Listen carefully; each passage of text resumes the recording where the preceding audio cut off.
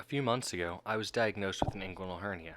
For those who don't know, hernia is a relatively common condition in which the body lining, which is sort of an inner skin that holds the contents of our abdomen in place, weakens and allows fat and other tissues to escape in a certain area. This results in a bump, which can sometimes cause pain, but risks eventually trapping a portion of the intestine, which is what's really dangerous.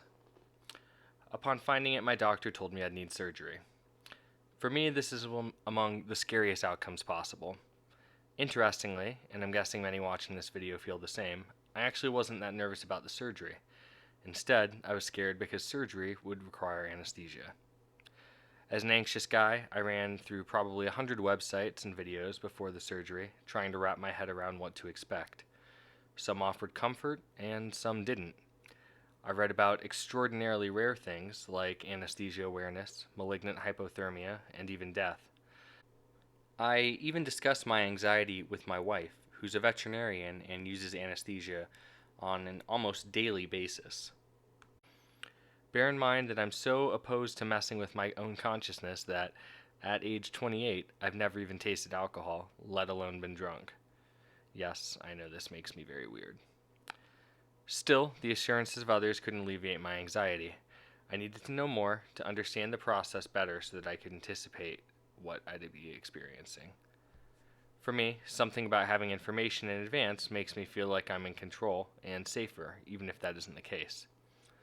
So, here's a complete rundown of my surgery and anesthesia experience, which is most likely going to be very similar to yours.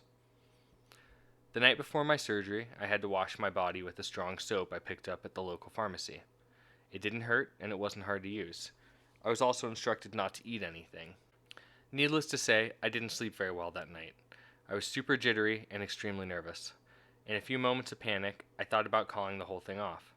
But the hernia had prevented me from doing things that I love, like tennis, for several months, and I knew I needed to get back to normal somehow.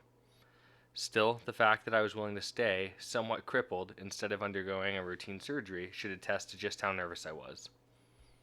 The morning of, my mom drove me to the hospital and helped me get checked in. I sat in a waiting room for about 20 minutes, listening to the beeps and alarms of the hospital. For the record, this never helps. Eventually, a nurse came to the front desk and called my name.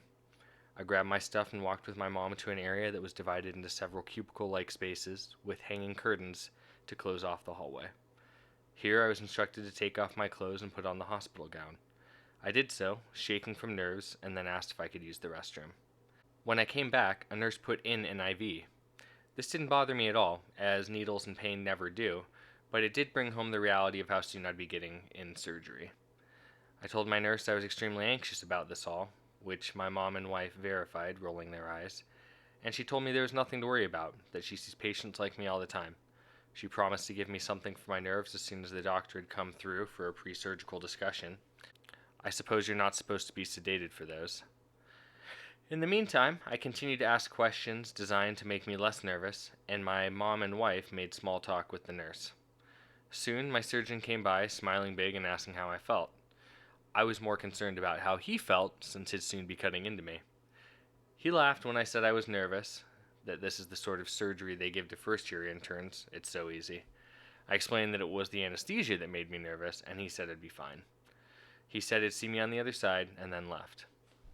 My anesthesiologist came next. He asked if I had sleep apnea. I don't, although I do snore a lot. And then if I got motion sick from cars. Apparently, there's a strong correlation between motion sickness and being nauseous after general anesthesia.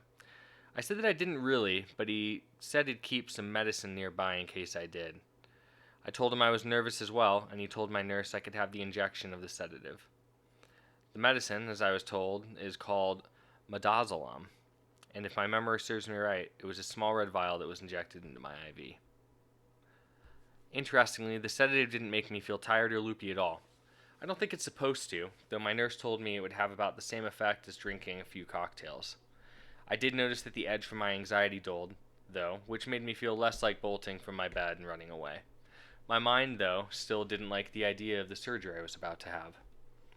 Moments later, a set of nurses came in and said it was time to go to the surgery room. I squeezed my wife's hand and told my mom goodbye, and even handed them notes I'd written the night before, just in case things didn't work out. Yes, I was that assured of my impending doom, though it seems funny in retrospect. It's jarring being wheeled into a surgery room. You're looking straight up, and there are lights overhead, so you feel like you should be rolling over and closing your eyes. And then, arriving in the room, you see a handful of people all scurrying around busy, talking about small things like the weekend. I realize that this is just another routine, and likely even boring, day of work for them. Finally, your anesthesiologist will tell you they're about to begin, and you'll start to feel an impossibly heavy drowsiness come over you.